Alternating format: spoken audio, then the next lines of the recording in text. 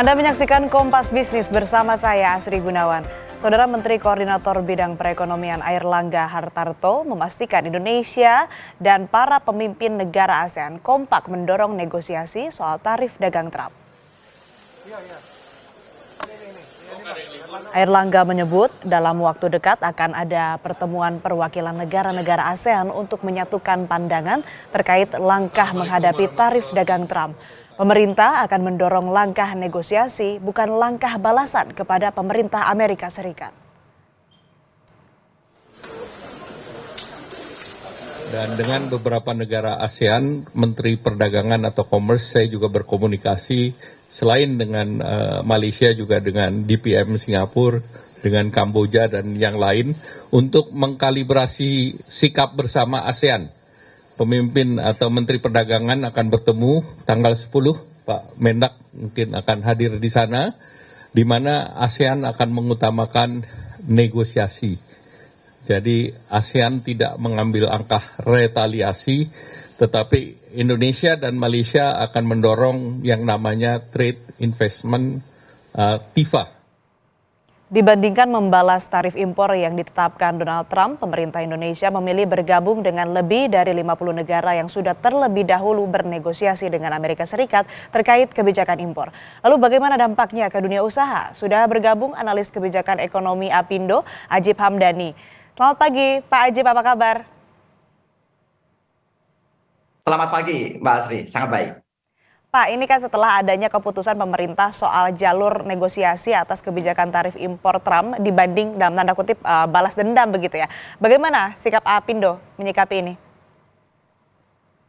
Ya, memang langkah yang disampaikan oleh Pak Menteri Ekonomi oleh Pak Airlangga Hartarto sudah sangat relevan karena Mbak Asri, kalau kita lihat memang dari sisi kekuatan ekonomi dunia, Amerika ini nomor satu dengan mendominasi kira-kira di angka 26 triliun US dollar. Satu-satunya yang bisa melakukan langkah retaliasi adalah China, karena China adalah ekonomi nomor 2 besar dunia dengan 17 triliun US dollarnya. Indonesia kira-kira dengan 1,4 triliun US dollar, langkah yang paling logis adalah melakukan negosiasi. Dan memang kalau kita lihat Mbak Asri, bahwa kebijakan kenaikan tarif yang dilakukan oleh Amerika ini pada poin paling bawah adalah adanya fleksibilitas kebijakan. Artinya kemudian Amerika membuka ruang diskusi, membuka ruang negosiasi dengan negara-negara mitra dagang, terutama negara yang mengalami defisit dari sisi Amerika. Dan kalau kita lihat bahwa Indonesia ini memang surplus neraca dagangnya mencapai 18 miliar US dollar setiap tahun. Dan kita lihat dari angka tahun 2024 kemarin. Dan kemudian Apindo mengusulkan 4 poin paling tidak dalam hal ini, Mbak Asri. Yang pertama adalah melakukan evaluasi atas kebijakan resiprokal. Karena begini, dalam konteks kenaikan tarif ini, ada banyak sisi dan banyak sektor yang bisa kita negosiasikan. Pertama, bisa saja berbicara masalah penyesuaian tarif pajak. Kemudian berbicara masalah komoditas-komoditasnya. Bahkan kemudian kalau kita lihat dari Pak Menko menyampaikan bahwa ada beberapa komoditas yang kita akan shifting untuk kita mengambil dari Amerika. Ini adalah bagian dari analisa dan evaluasi kebijakan resiprokal yang ada. Misalnya untuk sektor energi, kemudian sektor untuk beberapa sektor pertanian, misalnya kapas, kedelai, dan lain-lain. Karena Indonesia setiap tahun juga masih impor kurang lebih 3 juta ton kedelai misalnya. Nah, komoditas-komoditas ini menjadi bagian negosiasi agar kemudian tarif ekspor itu mengalami penyesuaian atau diturunkan. Itu pertama. Yang kedua adalah berbicara penguatan kerjasama bilateral antara Amerika dengan Indonesia. Saya pikir ini menjadi sebuah bagian momentum, Mbak Asri, bahwa Indonesia bisa memperkuat kerjasama secara bilateral dengan Amerika. Yang kita lihat bahwa ternyata selama 2 tahun terakhir kita belum mempunyai duta besar. Saya pikir ini menjadi momentum bagus juga untuk kita bisa mengoptimalkan negosiasi dengan Amerika, Mbak Asri. Yang ketiga adalah berbicara masalah bagaimana kita bisa meluaskan pasar ekspor.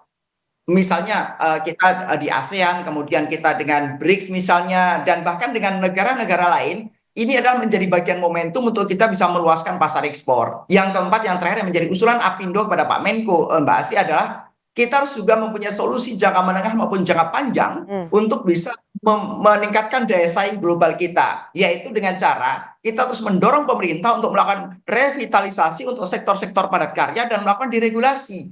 Karena kebijakan-kebijakan seperti ini yang bisa meningkatkan daya saing produk-produk yang menjadi komoditas unggulan Indonesia dan bisa menurunkan high cost ekonomi Indonesia. Karena yang menjadi problem mendasar adalah masalah high cost ekonomi. Ketika kemudian pemerintah bisa mendorong kebijakan yang bisa menurunkan HPP, maka saya pikir ini akan bisa meningkatkan daya saing atas komoditas-komoditas kita di pasar global. Kira-kira demikian Mbak Asri yang menjadi usulan-usulan Apindo.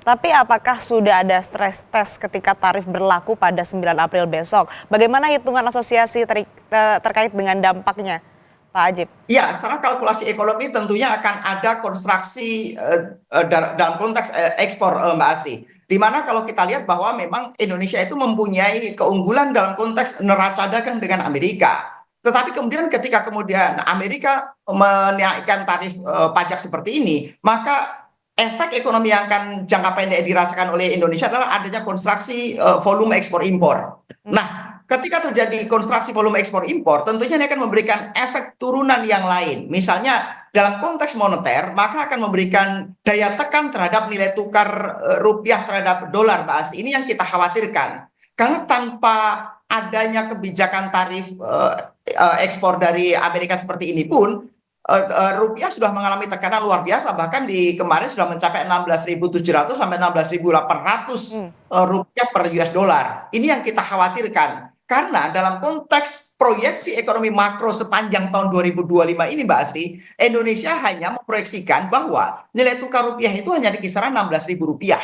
Kita bisa bayangkan kalau misalnya kemudian dengan adanya tarif kenaikan tarif ekspor seperti ini dari Amerika, maka potensinya rupiah akan kembali mengalami tekanan dan potensinya bisa sampai dengan 17.000 rupiah per US dollar. Kalau hal ini bisa terjadi, maka selain konteks moneter, maka akan mempengaruhi terhadap konteks fiskal. Kenapa? Karena dari APBN kita, dari 3.600 triliun APBN tahun 2025 ini, sekitar 600 triliun itu masih hutang, Mbak Asri. Dan bahkan kalau kita lihat, kita ini menganut paham defisit fiskal. Nah, kemudian ketika defisit fiskal ini kehantam dengan adanya penurunan nilai rupiah, maka otomatis fiskal kita akan kembali makin sempit dan pemerintah akan kurang leluasa untuk memberikan daya ungkit ekonomi dari sisi spending government. Kira-kira begitu, Mbak Asri. Ya, baik.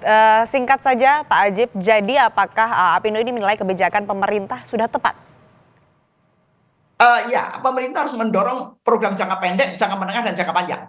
Kalau kemudian berbicara jangka pendek, ini sudah sangat tepat sebenarnya Mbak Asri. Dan kalau kita lihat cermati sebenarnya dari Pak Presiden Prabowo Subianto, kemarin sudah press release bahwa ada 3 kebijakan untuk menangani masalah kenaikan tarif ekspor impor ini. Pertama berbicara masalah penguatan negosiasi dengan Amerika, itu sudah sangat cepat, dunia usaha sangat mendukung itu, dan kalau bisa secepat mungkin Mbak Asri, ini tidak bisa ditunda-tunda. Kemudian yang kedua adalah berbicara masalah penguatan ekonomi dalam negeri, dalam konteks ini berbicara masalah hilirisasi. Yang ketiga adalah penguatan konsumsi dalam negeri. Ini juga menjadi perhatian pemerintah. Tapi yang perlu kita cermati adalah peningkatan konsumsi dalam negeri, itu pemerintah harus fokus pada 2 hal, yaitu mengurangi pengangguran dan mengurangi kemiskinan.